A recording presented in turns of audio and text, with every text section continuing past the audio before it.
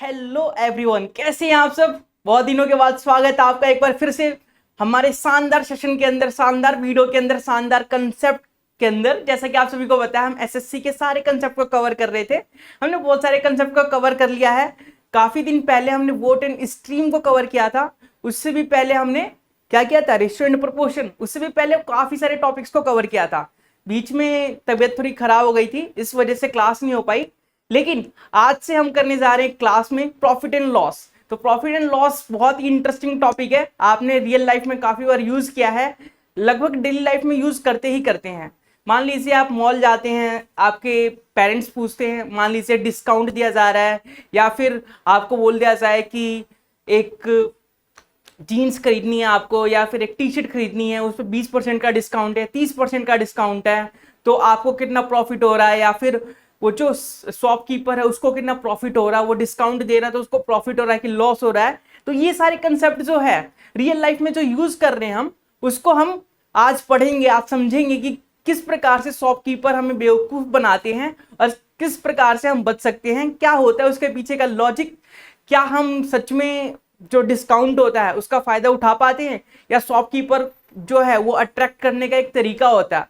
तो चलिए profit and loss को शुरू करते हैं, बेसिक स्ट्रक्चर को जानते हैं और देखते हैं कि प्रॉफिट एंड लॉस में कौन कौन से की पॉइंट्स है, की कंसेप्ट है, जिसे यूज करके हम अपने प्रॉब्लम्स का सॉल्यूशन निकाल सकते हैं रियल लाइफ में भी, और क्वेश्चंस का आंसर जो प्रैक्टिकल क्वेश्चंस होते हैं जो एग्जाम के अंदर आते हैं उसमें भी। ठीक है, चलिए स्टार्ट करते हैं। तो बेसिक अंडरस्टैंडिंग कर लेते हैं। पहले प्रॉफिट एंड लॉस हम पढ़ेंगे तो तीन चीजों के बारे में पढ़ेंगे, सीपी, एसपी और एमपी। सीपी क्या होगा, सीपी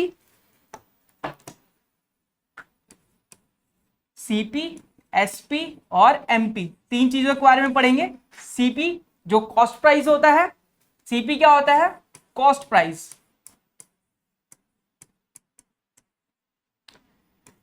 एसपी क्या होता है, सेलिंग प्राइस।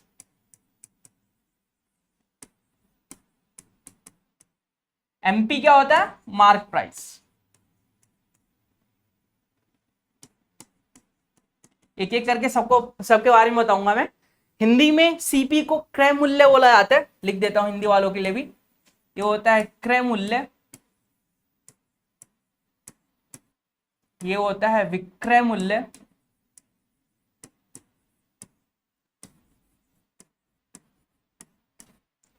और ये होता है मार्क प्राइस को अंकित मूल्य।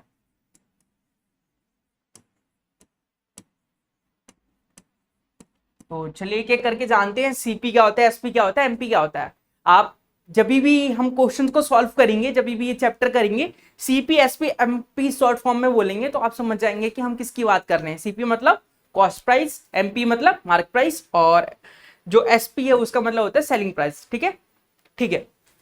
तो कॉस्ट प्राइस क्या होता है, कॉस्ट प्राइस का मतलब होता है जो हमारा आर्टिकल है। मान लीजिए हमने एक पेन बनाया, पेन बनाने में जितना कॉस्ट लगा उसे हम कॉस्ट प्राइस बोलते हैं। जितना मटेरियल लगा, मटेरियल पे जितना कॉस्ट लगा उसे हम कॉस्ट प्राइस बोलते हैं। ठीक है, बात करते हैं सेलिंग प्राइस की।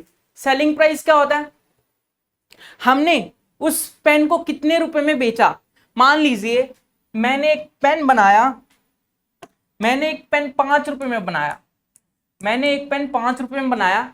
अब मैंने 5 रुपए में बनाया तो 5 रुपए में थोड़ी बेच दूंगा, मैं बेवकूफ थोड़ी ना हूं। मैं 5 रुपए का बनाऊंगा तो मैं अपना प्रॉफिट भी तो देखूंगा ना, कि मुझे कुछ प्रॉफिट हो जाए, ताकि मेरा जो लेबर लगा, लेबर कॉस्ट लगा है उसका भी कुछ फायदा हो, और मैं प्रॉफिट के लिए ही तो काम कर रहा हूं ना। प्रॉफिट होगा नहीं तो मैं काम क्यों करूंगा। ठीक है, तो सबसे पहले मैंने 5 रुपए का बनाया, मान लीजिए मैंने इसे 7 रुपए में बेच दिया, 7 रुपए में बेच दिया, तो इसको हम बोलेंगे सेलिंग प्राइस। जितने का बेचा उसको हम बोलते हैं सेलिंग प्राइस, हिंदी में विक्रय मूल्य। ठीक है, मार्क प्राइस क्या होता है, अंकित मूल्य क्या होता है। मान लीजिए 5 का बनाया मैंने, इसमें 10 रुपए लिख दिया। ठीक है, 5 का बनाया मैंने, इसमें 10 रुपए लिख दिया और 7 रुपए का बेच दिया, तो आप तो बोलेंगे फायदा हो गया हमें। नहीं, बनाया तो 5 का है ना, बेचा 7 का है। वो तो दुकानदार को फायदा हुआ 2 रुपए का, आपको नहीं हुआ। आपने जब कुछ भी परचेज करते हैं तो उस पर एमआरपी लिखा होता है। आप कुछ भी परचेज करते हैं, बैक साइड देखेंगे एमआरपी लिखा होता है। एमआरपी का मतलब ये नहीं होता कि इतने प्राइस पे बेचना है। एमआरपी का मतलब होता है मैक्सिमम इतना प्राइस हो सकता है, मतलब ये जो मार्क प्राइस होता है उसे एमआरपी मान सकते हैं आप, ठीक है। तो आपने देखा होगा कि कई लोग जो होते हैं एमआरपी पे चीजें बेचते हैं और कई लोग होते हैं जो एमआरपी से कम कीमत में बेचते हैं। मान लीजिए एमआरपी 15 रुपए की है और 10 रुपए की आपको दे रहे हैं, तो आप सोचेंगे कि ये तो बेवकूफ है, ये 15 रुपए की चीज 10 रुपए में दे रहा है। नहीं, एमआरपी का मतलब ही गलत निकालते हैं आप लोग। एमआरपी का मतलब होता है मैक्सिमम, उससे ज्यादा नहीं ले सकते, उससे कम में बेचा जा सकता है लेकिन उससे ज्यादा भी नहीं बेच सकते, ठीक है। तो उम्मीद करूंगा सीपी, एसपी और एमपी क्लियर हो चुका होगा। सीपी, एमपी और एसपी बहुत ही इंपॉर्टेंट कंसेप्ट है। प्रॉफिट एंड लॉस इन तीनों चीजों पर ही डिपेंड करता है। ये तीन चीज समझ गए तो प्रॉफिट एंड लॉस क्लियर हो गया आपका। तो चलिए एक बार इनकी स्ट्रक्चर देखते हैं। CP, SP, MP.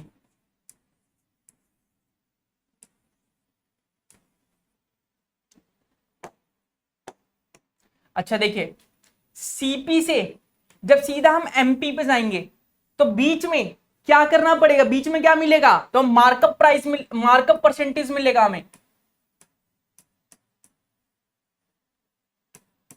Markup percentage मिलेगा मतलब कि अगर मान लीजिए 5 रुपए की चीज है या 10 रुपए की चीज है, मैंने उसको बढ़ा के 20 रुपए मार्क कर दिया, जो कॉस्ट है उसको 20 रुपए लिख दिया। 5 रुपए की चीज है, मैंने 20 रुपए लिख दिया, तो ये मार्कअप परसेंटेज को शो करेगा। सीपी और एमपी के बीच में मार्कअप परसेंटेज होता है, ठीक है। सीपी और एमपी के बीच में मार्कअप परसेंटेज होता है।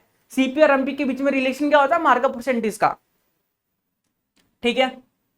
अब देखते हैं सीपी और एसपी के बीच में क्या रिलेशन होगा। तो सीपी और एसपी के बीच में दो रिलेशन हो सकता है, किसका, प्रॉफिट एंड लॉस परसेंटेज का। सीपी और एसपी के बीच में दो चीजों का डिफरेंस हो सकता है, प्रॉफिट एंड लॉस परसेंटेज का।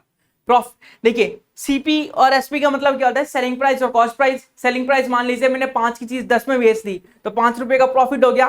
मैंने 5 की चीज अगर 3 रुपए में बेची, किसी कारणवश मुझे 3 रुपए में बेचना पड़ा, 2 रुपए का लॉस हो गया। तो इन दोनों के बीच में जब भी मिलेगा हमें या तो प्रॉफिट मिलेगा या लॉस मिलेगा, ठीक है।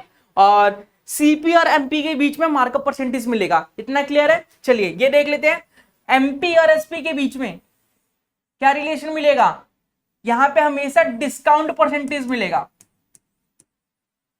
डिस्काउंट परसेंटेज मिलेगा जब मान लीजिए मार्कअप हमारा 5 रुपए की चीज है, मान लीजिए 5 रुपए की चीज है, मैंने उसे 10 रुपए लिख दिया। मैंने बोल दिया कि चलो 10% का डिस्काउंट दे दिया, मैंने आपको 10% का डिस्काउंट दे दिया। तो बेचा कितने का मैंने, तो डिस्काउंट किस पे निकालते हैं, डिस्काउंट निकालते हैं मार्क प्राइस पे, जो लिखा होता है उस पे।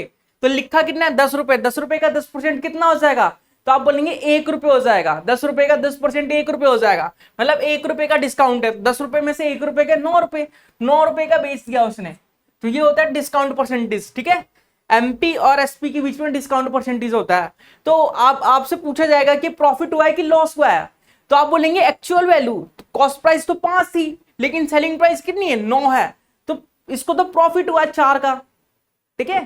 प्रॉफिट हुआ है 4 का, ठीक है। क्लियर, कोई दिक्कत, कोई परेशानी तो नहीं, ठीक है। अगर मैं बोलूं प्रॉफिट कितने परसेंट का हुआ है तो आप कैसे बोलेंगे, तो प्रॉफिट परसेंटेज निकालने के लिए क्या करेंगे, प्रॉफिट कितने का हुआ है, profit upon CP into 100। Profit कितने का हुआ है, तो 5 की चीज 9 में बेच रहा है, 4 की प्रॉफिट हुआ है। सीपी कितना है, 5 है, और 100 से मल्टीप्लाई, 5 दूनी 10, तो ये हो जाएगा 4 दूनी 8। 80% का प्रॉफिट हुआ है उसे, 80% का। सोच सकते हैं आप सोच रहे हैं 10 रुपए 10% का डिस्काउंट दे दिया हमें, हमें तो फायदा हो गया, नहीं, 80% का प्रॉफिट कमा रहा है वो। आप भी खुश, वो भी खुश। तो इस प्रकार से दुकानदार हमें लूटते हैं और हमें बेवकूफ बनाते हैं, और हम सोचते हैं कि बस दुकानदार बेवकूफ बन गया और बस वही तो है बेवकूफ, हम ही तो है चालाक। नहीं, मार्केटिंग स्ट्रेटेजी होती है वो सब, ठीक है। चलिए सीपी अभी बताया गया था, कॉस्ट प्राइस होता है। अगर कॉस्ट प्राइस सेम हो, अगर कॉस्ट प्राइस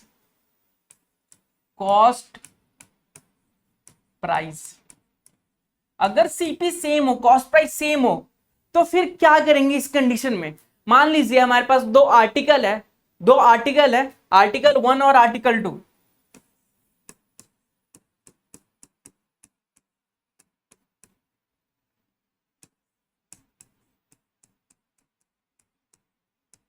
आर्टिकल 1 और आर्टिकल 2 दोनों का सीपी मतलब कॉस्ट प्राइस सेम है, मतलब जितने का बन रहा है दोनों सेम प्राइस में बन रहा है। मान लीजिए 10,000 में ये भी बन रहा है, सीपी इसका 10,000 है और इसका भी सीपी 10,000 है। अच्छा ठीक है, सीपी इसका 10,000 है, इसका भी 10,000 है। ठीक है, तो मैं पूछना क्या चाहता था, मैं आपको बताना चाहता था कि सीपी अगर सेम हो तो प्रॉफिट एंड लॉस के बारे में बताना चाहता था।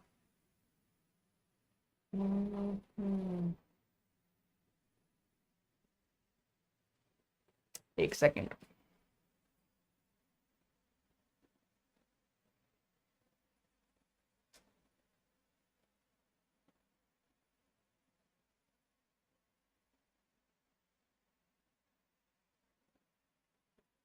आर्टिकल फर्स्ट 10,000 का है सीपी और आर्टिकल सेकंड का जो सीपी है वो 10,000 का है।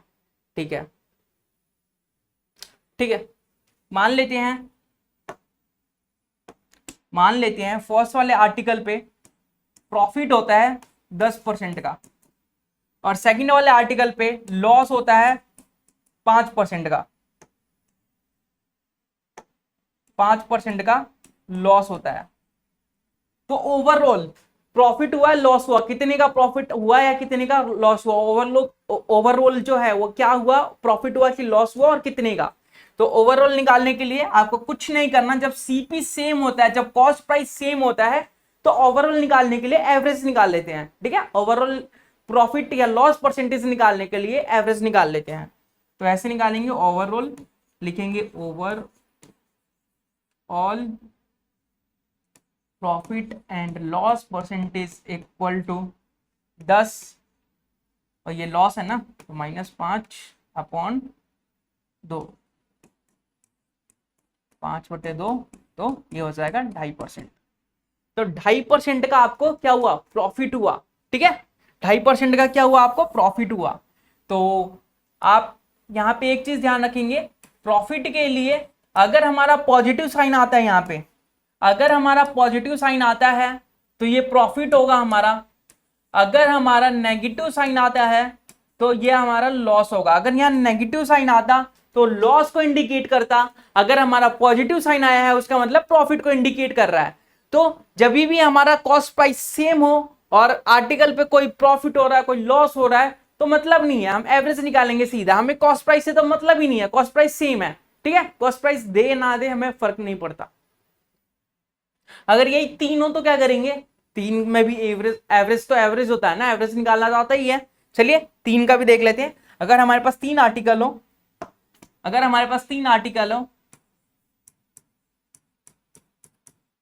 आर्टिकल फर्स्ट,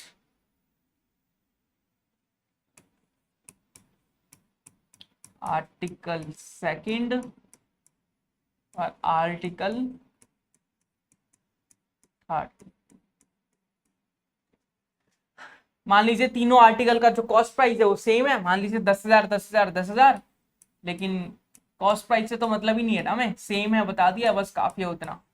लेकिन फिर भी आपकी तसल्ली के लिए लिख देते हैं, कॉस्ट प्राइस है हमारे पास 10,000 10,000 10,000। ठीक है, कॉस्ट प्राइस तीनों का सेम है। मान लीजिए फर्स्ट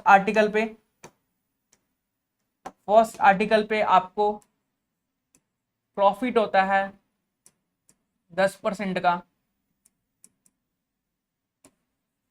सेकंड आर्टिकल पे लॉस होता है 15% का, थर्ड आर्टिकल पे 20% का प्रॉफिट होता है। तो ओवरऑल प्रॉफिट हुआ है लॉस हुआ वो बताना है, तो यहाँ पे लिखेंगे over all profit and loss percentage 10 + 10 - 15 + 20/3। दो नहीं लिखना, ठीक है, दो अगर 2 आर्टिकल है तो 2 लिखना है नीचे, 3 आर्टिकल है तो 3 लिखना है, 4 है तो 4, कितने भी हो हमें फर्क नहीं पड़ता, एवरेज निकालना तो आता है ना। तो ठीक है, ये देखिए 20 में से 15 गए, बचा क्या 5, 10 और 5 15, 15 को जब 3 से डिवाइड करेंगे तो ये आ जाएगा 5% का प्रॉफिट हुआ है। ठीक है, 5% का प्रॉफिट हुआ।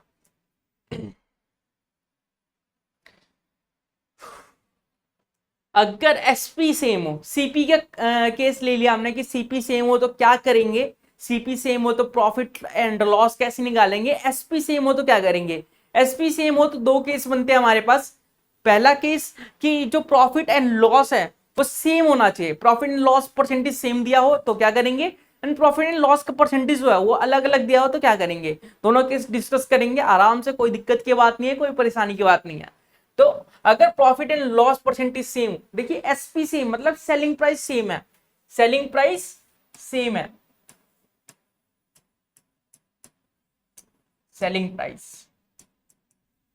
सेलिंग प्राइस सेम है तो क्या करेंगे, same profit loss percentage.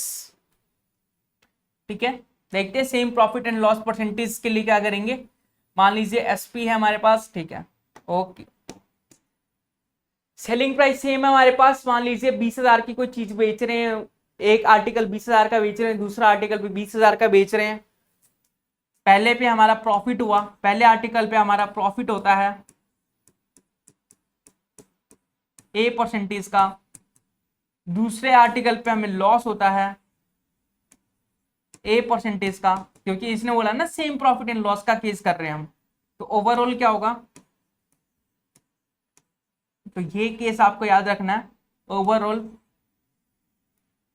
Profit and loss percentage equal to, ये तो लिखना ही नहीं है, छोड़िए, ओवरऑल जो भी होगा आपका लॉस होगा हर केस में, चाहे आपका सेलिंग प्राइस कुछ भी हो, 1 लाख 2 लाख 3 लाख 4 लाख 5 लाख 10 लाख करोड़ अरब, जितना भी सेलिंग प्राइस हो, आपका जो ओवरऑल है वो लॉस ही होगा। अगर सेम मान लीजिए 1 लाख की कोई वस्तु है, उस पे ए परसेंट पे हमने 10% पे प्रॉफिट पे बेच दिया, और 1 लाख की दूसरी वस्तु है उसे हमने 10% लॉस पे बेच दिया, तो ओवरऑल आपको लॉस ही होगा, प्रॉफिट नहीं होगा। ठीक है, ऑप्शन में दिया होगा नो प्रॉफिट नो लॉस, तो कई बच्चे बोलेंगे 10% का प्रॉफिट हो रहा है 10% का लॉस हो रहा है, तो ऐसा नहीं है कि नो प्रॉफिट नो लॉस होगा, ओवरऑल लॉस होता है आपका। और कितना लॉस होता है, तो ए स्क्वायर अपॉन 100% का, ए स्क्वायर अपॉन 100% का, ये आपको याद रखना है। ठीक है, अभी करते हैं, देखिए मान लीजिए एक शॉपकीपर है जो किसी आर्टिकल को सेल कर रहा है। ठीक है, एक शॉपकीपर है जो किसी आर्टिकल को सेल कर रहा है, सेल करते हुए एक शॉपकीपर है जो 2 आर्टिकल को सेल कर रहा है, सेल करते हुए उस आर्टिकल पे, एक शॉपकीपर है जो 2 आर्टिकल को सेल कर रहा है, सेल करते हुए उसे पहले आर्टिकल पे 20% का प्रॉफिट हुआ, दूसरे आर्टिकल पे 20% का लॉस हुआ, तो आपको ओवरऑल प्रॉफिट एंड लॉस बताना है। तो जैसा कि आप सभी को पता है ओवरऑल जो है वो लॉस ही होगा, ओवरऑल जो है वो लॉस ही होगा, तो लॉस परसेंटेज निकालेंगे। तो लॉस परसेंटेज कैसे निकालते हैं, ए क्या था हमारा प्रॉफिट कितना था, हमारा प्रॉफिट था 20% का, लॉस भी 20% का, तो ए 20 हो गया, तो 20 का स्क्वायर मतलब 400 अपॉन 100, तो ये हो जाएगा 4%, तो लॉस हो जाएगा 4% का। ठीक है, इस केस में लॉस होगा आपका 4% का। सेकंड क्वेश्चन मान लीजिए, देख लीजिए, एक शॉपकीपर है वो किसी आर्टिकल को बेच रहा है, किसी आर्टिकल को 5% प्रॉफिट पे बेच रहा है, और दूसरा जो शॉपकीपर है सेम आर्टिकल को सेम सेलिंग प्राइस पे वो 5% लॉस पे बेच रहा है, पहले आर्टिकल को 5% प्रॉफिट पे बेच रहा है, दूसरे आर्टिकल को जिसका सेलिंग प्राइस सेम है उसको 5% प्रॉफिट पे बेच रहा है, और दूसरे को 5% लॉस पे बेच रहा है।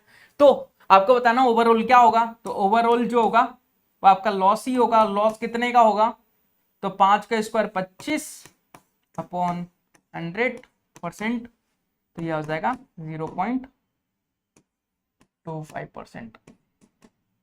ठीक है, तो आपने देखा होगा कि काफी सिंपल क्वेश्चन है, तो सिंपल क्वेश्चन ही है, बस आपको प्रैक्टिस करनी है, आपको ध्यान रखना है कि ये सारे केसेस कैसे अप्लाई करना है, आपका माइंड कितना क्लिक करता है, कितना रिस्पॉन्स करता है, जब ऐसे क्वेश्चन सामने आते हैं ये ध्यान रखना है बस।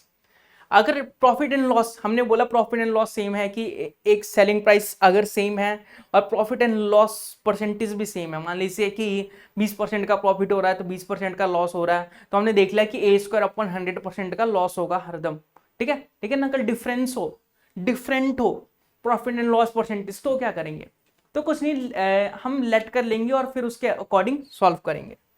बहुत ही आसान तरीका होता है, आपको भी मजा आएगा इसे करते हुए। देखिए इसमें एग्जाम्पल के माध्यम से समझाऊंगा मैं। देखिए आपके पास मान लीजिए वही सेम केस लेते हैं कि एक शॉपकीपर है, वो किसी आर्टिकल को 20% प्रॉफिट पे बेच रहा है और 20% लॉस पे बेच रहा है, तो बताना है कि ओवरऑल क्या हुआ, ठीक है। सॉरी वो तो सेम की केस में आ गया ना, 20% प्रॉफिट पे बेच रहा है, 10% लॉस पे बेच रहा है, तो बताना ओवरऑल क्या होगा, ठीक है। तो 20% प्रॉफिट पे बेच रहा है, मान लीजिए हमने सीपी जो है कॉस्ट प्राइस है वो 100 मान लिया, लेट कॉस्ट प्राइस जो है वो 100 मान लिया, ठीक है। अब यहां लिख देते हैं article first, article first, article second, ये हो जाएगा यहाँ पे सीपी, यहाँ पे एसपी। तो आर्टिकल फर्स्ट का सीपी कितना है, कॉस्ट प्राइस 100, इसका भी 100, ठीक है। अब एसपी की बात कर लेते हैं। तो आर्टिकल फर्स्ट का देखिए, आर्टिकल फर्स्ट पे 20% का प्रॉफिट हुआ, मतलब 100 का 20% कितना होगा, तो आप बोलेंगे 20 होगा, तो 100 का 20% 20 हो जाएगा, 20% का प्रॉफिट मतलब 120 आ जाएगा। तो यहाँ पे 120 मतलब 100 की चीज को 120 में बेच दिया। और दूसरे पे 10% का लॉस हुआ हमारे पास, दूसरे आर्टिकल पे 10% का लॉस हुआ, दूसरे आर्टिकल में 10% का लॉस हुआ, तो 100 का 10% कितना हुआ, तो आप लोग बोलेंगे 10 होगा, तो 100 में से 10 गया 90। लॉस को माइनस करते हैं और प्रॉफिट को प्लस करते हैं, चलिए ठीक है। लेकिन क्वेश्चन में क्या बोला था कि सेलिंग प्राइस सेम है, एसपी सेम है। क्या एसपी सेम दिख रहा है, एसपी सेम दिख रहा है? तो देखिए इस दोनों का एलसीएम लेंगे, अब इन दोनों को सेम करना है हमें, तो 12 और 9 का एलसीएम क्या होगा, तो 36 होगा, ठीक है। तो 9 चौक 36, मतलब सबको 4 से मल्टीप्लाई करना पड़ेगा। अब 12 या 36, तो सबको 3 से मल्टीप्लाई करना पड़ेगा, तो यहां पे आ जाएगा 300, यहां आ जाएगा 400, क्योंकि 4 को 100 से मल्टीप्लाई किया 400, 3 को 100 से मल्टीप्लाई किया 300, 12 इंटू 3 360, 9 9 इंटू 4 360, ठीक है। तो हमने एसपी सेम कर लिया, सीपी पता चल गया, ठीक है। तो आपको बताना है कि एक्चुअल में प्रॉफिट हुआ है लॉस हुआ है, तो overall profit and loss percentage. देखिए पहला आर्टिकल कितने का था, 300 का आर्टिकल था, 360 में बेच दिया, तो 60 का प्रॉफिट हो गया कितने पे, 300 पे, ठीक है। दूसरा क्या है, 400 का आर्टिकल है, 360 में बेचा, मतलब 40 का तो लॉस हो गया ना, लॉस को इसलिए माइनस से इंडिकेट किया है, ठीक है।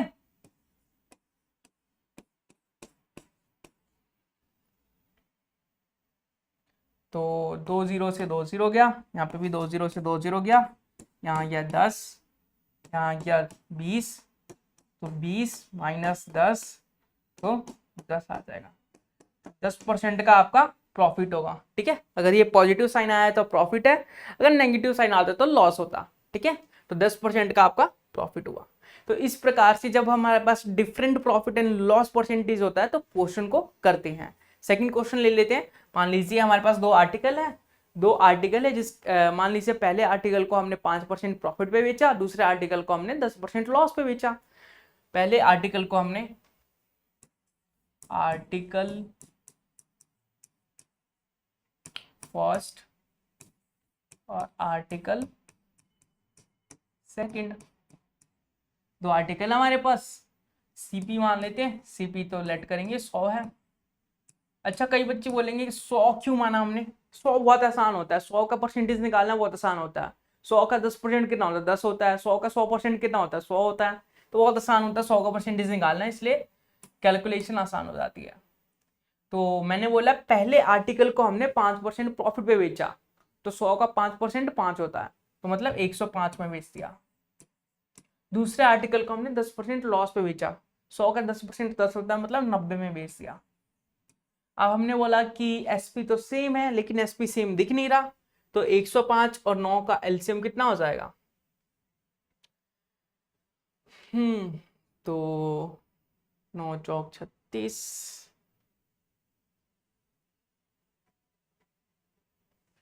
अभी एलसीएम ले लेते हैं। ये 2 45 2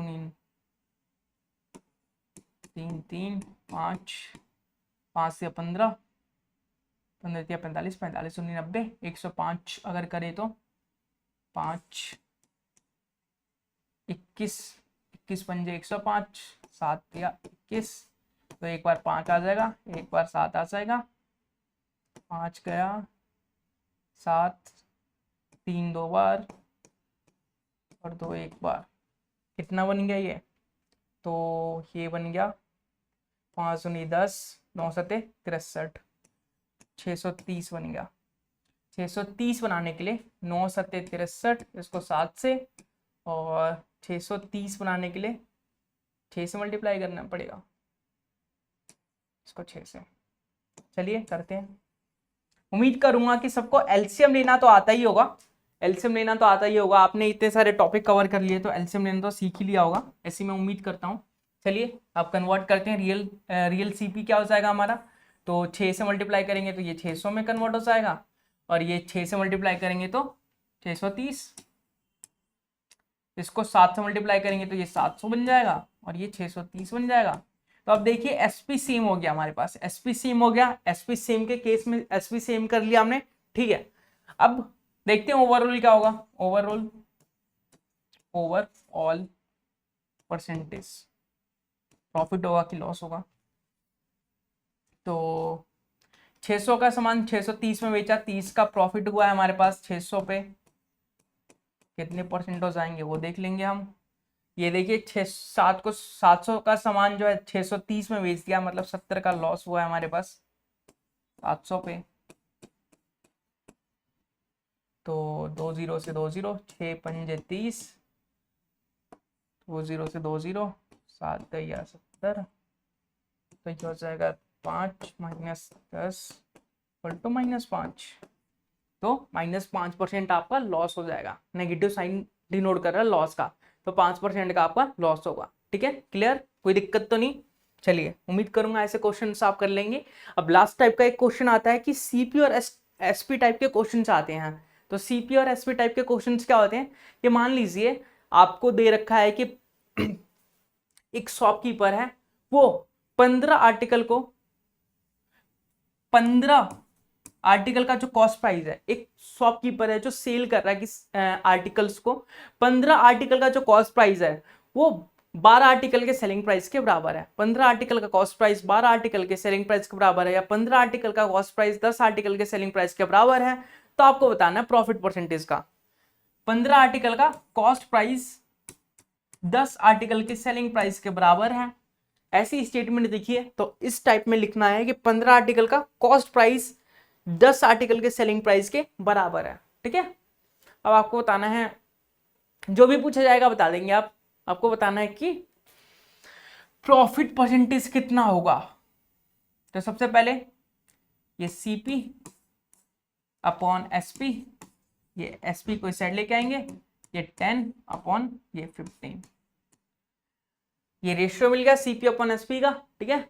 अच्छा रेशियो मिल गया, रेशियो में तो मैं ऊपर 1 0 बढ़ा रहा हूं तो नीचे भी बढ़ा सकता हूं, क्योंकि अगर 1 0 ऊपर काटूंगा 1 0 नीचे काटूंगा तो सेम आ जाएगा, ठीक है। तो ऐसा कर सकते हैं, आपने रेशियो एंड प्रोपोर्शन में सीखा होगा, ठीक है। अब इसने बोला कितने परसेंट का प्रॉफिट हुआ, प्रॉफिट परसेंटेज पूछा गया है। 100 की चीज को 150 में बेचने, तो साफ दिख रहा है 50% का प्रॉफिट है, बस इसलिए उसको 100 बनाया था, ठीक है। तो ऐसी ट्रिक सीखना है ताकि हमारा समय बच सके। चलिए देखते हैं, अगला टॉपिक है हमारा चीटिंग बेस। तो कई जो मक्कार दुकानदार होते हैं वो चीटिंग करने के कई सारे तरीके अपनाते हैं। तो दो फेमस चीटिंग वे है। पहला कि इम्प्योरिटीज जो होती है उसे ऐड कर दिया जाता है। मतलब मान लो कि हमारे पास लाल मिर्च है, उसमें ईंट जो होता है उसे पीस के हमने मिला दिया, या लाल कलर मिला दिया ताकि वो ज़्यादा हो जाए, इम्प्योर चीज़ मिला दी हमने ताकि वो ज़्यादा हो जाए। जो काली इलायची होती है, सॉरी काली इलायची नहीं, जो क्या बोलते हैं उसे, छोड़िए आप देख लीजिएगा, वो चावल होते हैं उसमें कंकड़ मिला देना ताकि उसका वेट बढ़ जाए, तो वो चीटिंग वे होते हैं। ठीक है, तो पहला इम्प्योरिटी को मिला देना चीटिंग वे का पहला तरीका होता है। इम्प्योरिटी को ऐड कर देना, एडिंग इम्प्योरिटीज।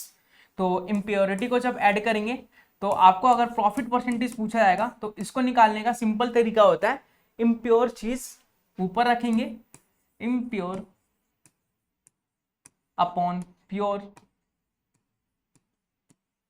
इंटू 100। ऐसे आप इजीली जो प्योरिटी के क्वेश्चंस है उसका प्रॉफिट परसेंटेज निकाल सकते हैं। दूसरा तरीका होता है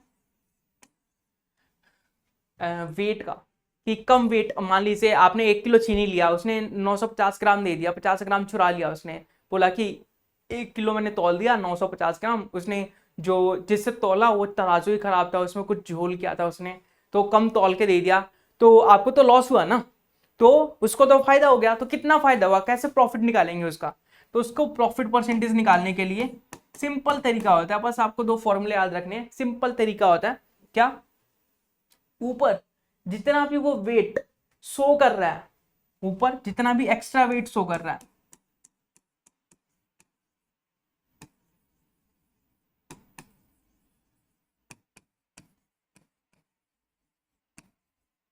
एक्स्ट्रा वेट जितना भी शो कर रहा है वो एक्चुअल वेट